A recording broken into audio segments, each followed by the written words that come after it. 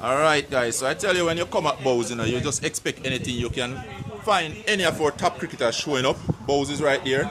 And I say Howard Harris is in the house. Howard, it's good to know you and good to know that you come all the way here to support cricket. But just to give the people them a little bit, just tell us where your cricket started and some of the teams that you have played for.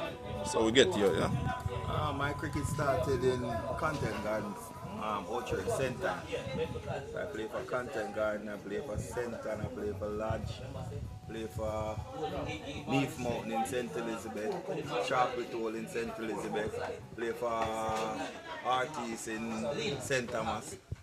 I play for Jamaica, so I cricket come a long way. Alright, we're not going to make you run so fast. When you say you represent Jamaica, that is big. So tell us which year you say what season you represent Jamaica and some of the players you play with during that time. Play 1998. Chris Gale, Raymond Ferguson, Larry Williams, Tony Powell, Brian Murphy, Wavy Lines, Franklin Rose. Maybe a couple more, I don't really remember. You know, we don't remember all of the names, but basically you call some great names and right there playing with Rose and Gale and all of them man during them time. We can tell Larry Williams, God bless his soul, big cricketer. So we have to big up you. And now you're here over here supporting Mr. Bowes, who is right here. Just tell us why you came all this way to support Bowes and the cricket of itself. Well, I know Mr. Bowes more than 20 years because St. Elizabeth is a place that is a parish that I love. It's like my second home. I used to be here like every weekend for 10 years straight, just coming down here. So we used to go by Mr. Bowes and eat our fish and have our drink and all over the place. We chat the cricket and fun thing. So I was gonna come to that. If you're a man coming from all the way to St. Anne's, you tell me say, boy, you're Christiana Edwards, which is Fuzzy, a cousin from back then. You strike a button right here with me. But then if you go tell me say you play for all of them team and St. Elizabeth, I was gonna ask you how that happened, but now I realize how it happened. So tell us, how does it feel when you play cricket on the south side here, whether South Manchester, South St. Elizabeth, but just this side of the island? With the play is a difference. Every match is a final because all the teams are competitive. So you always find a team with 5 or 4 players that can represent the parish or even the country.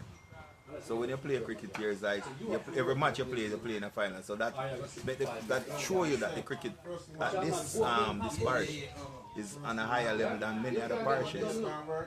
Alright, so I'll just say one thing, and this, I hear a lot of people saying it, that the standard of cricket have fallen. We have realized that even we have top players not even represent the West Indies anymore.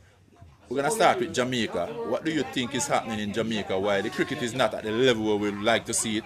And I talked to Carl the other way, and Carl said one of the things is that you hardly see a batsman that can bat out a single day, much less to play test cricket. So, for us, test cricket is serious business. So for you, just tell us, some of the things where you think could better the cricket. And last word I'm gonna have for you is just to give us a word for the youths. Because we have over there on the bench there, we have at least 3 states cricketers. I know Bowes brought them here. We have the great, young Odian Bins, we have Dimitri Bins, and we have Jadu over there. 3 states young players. So I want you to tell us what they can do to shift the cricket and to benefit these youths. The main thing I see. Content in St. Anne was one of the top cricket, we are community or academy. We have 2 and 3 sides. And every year we used to play, the 2 sides play final against each other. So that means the cricket was like that. No, Content doesn't have a side. We enter SDC, we go to NCC semi-final about 4 times, final about 2 times. And right now we don't have a side.